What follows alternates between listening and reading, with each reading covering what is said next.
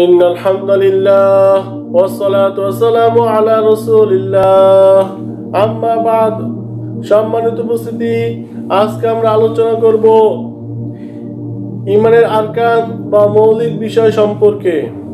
মানাল ঈমানি লুগাতান, ঈমানের শাব্দিক অর্থ আত-তাসদীকু, বিশ্বাস করা। মানাল ঈমান ইসতিলাহান, শরীয়তের পরিভাষায় ঈমান হলো আল-ঈমান হুয়া তাসদীকুন নবী সাল্লাল্লাহু আলাইহি ওয়াসাল্লাম বিজামিই মা জাআ বিহি। নবী করিম সাল্লাল্লাহু আলাইহি ওয়াসাল্লামের আনিত সকল বিধান সহ তার প্রতি বিশ্বাস স্থাপন করা। তিন জিনিসের নাম ঈমান। আল-ঈমান হুয়া তাসদীকু বিল জিনান ওয়াল ইকরারু বিল লিসান ওয়াল আমালু বিল আরকান। অন্তর দিয়ে বিশ্বাস করা, জবান দিয়ে স্বীকার করা, আরকান সমূহ কাজে বাস্তবায়ন করা। ইসলাম অর্থ আত্মসমর্পণ করা, আর ঈমান অর্থ বিশ্বাস স্থাপন করা। এই বিশ্বাস ও আত্মসমর্পণের মাধ্যমে যে ব্যক্তি আল্লাহর সমস্ত বিধান বিনা সংকোচে মেনে নেয় এবং তার এই নির্দেশ মতো তা পালন করে, তাকেই বলা হয় মুমিন। এবং তারই অপর নাম মুসলিম, যার প্রশংসা আল্লাহ সুবহানাহু ওয়া তাআলা পবিত্র কোরআনে করেছেন।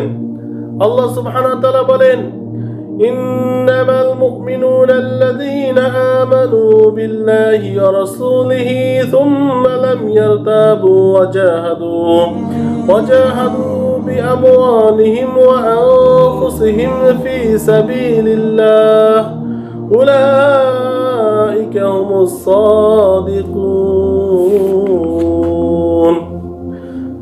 আল্লাহ সুবহানাহু ওয়া তাআলা বলেন, তারাই মুমিন যারা আল্লাহ ও তার রাসূলের প্রতি ঈমান আনার পর সন্দেহ পোষণ করে না এবং আল্লাহর পথে জান মাল দিয়ে জিহাদ করে এবং আল্লাহর পথে জান ও মাল দিয়ে জিহাদ করে, তারাই সত্যবাদী।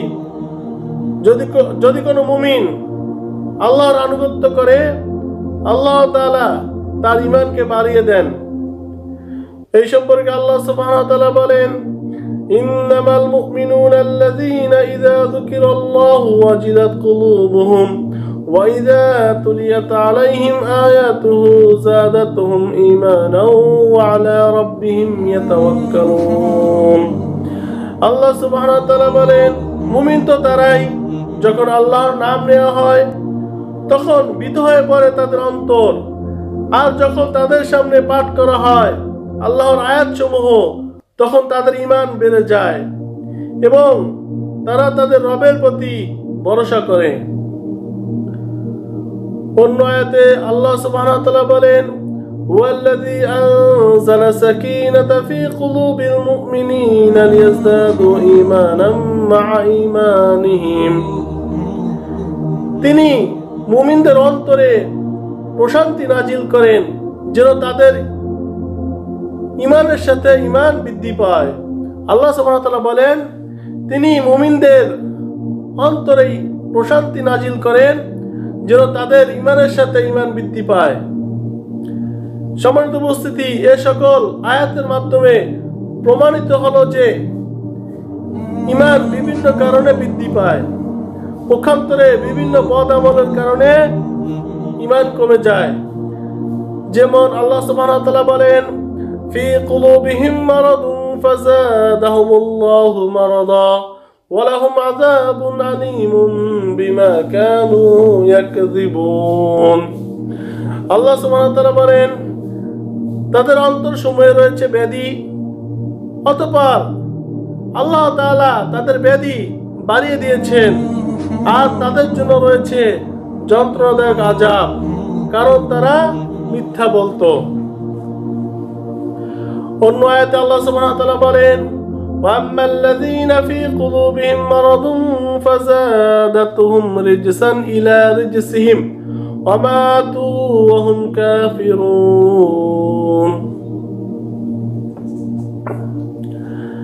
আর যাদের অন্তরে ব্যাধি রয়েছে, এটি তাদের অপবিত্রতার সাথে অপবিত্রতা বৃদ্ধি করে এবং তারা মারা যায় কাফের অবস্থায়।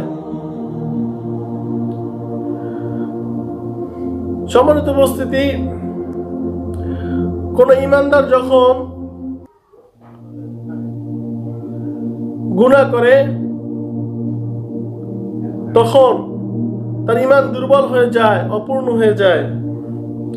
এই সম্পর্কে রাসূলুল্লাহ সাল্লাল্লাহু আলাইহি ওয়াসাল্লাম হাদিস শরীফে ইরশাদ করেছেন, লা ইয়াজনি যানি হিনা ইয়াজনি ওয়া হুয়া মুমিন ওয়া লা ইয়াসরিকু হিনা ইয়াসরিকু ওয়া হুয়া মুমিন ওয়া লা ইয়াশরাবু হিনা ইয়াশরাবুহা ওয়া হুয়া মুমিন। ব্যভিচারী পরিপূর্ণ ঈমানদার অবস্থায় ব্যভিচারে লিপ্ত হয় না, চোর পরিপূর্ণ ঈমানদার অবস্থায় চুরি করে না, এবং মদ্যপায়ী পরিপূর্ণ ঈমানদার অবস্থায় মদ পান করে না। অর্থাৎ উক্ত সময় তাদের ঈমান অপূর্ণ ও দুর্বল হয়ে যায়।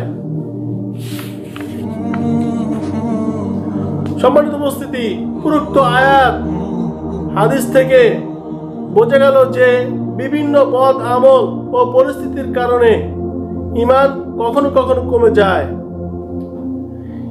ঈমানের আরকান বা মৌলিক বিষয় 6টি। 1. আল্লাহ তাআলার প্রতি ঈমান। 2. মালায়েকদের প্রতি ঈমান। 3. আল্লাহ নাজিলকৃত কিতাবসমূহের প্রতি ঈমান। 4. রাসূলগণের প্রতি ঈমান। 5. পরকালের প্রতি ঈমান। 6.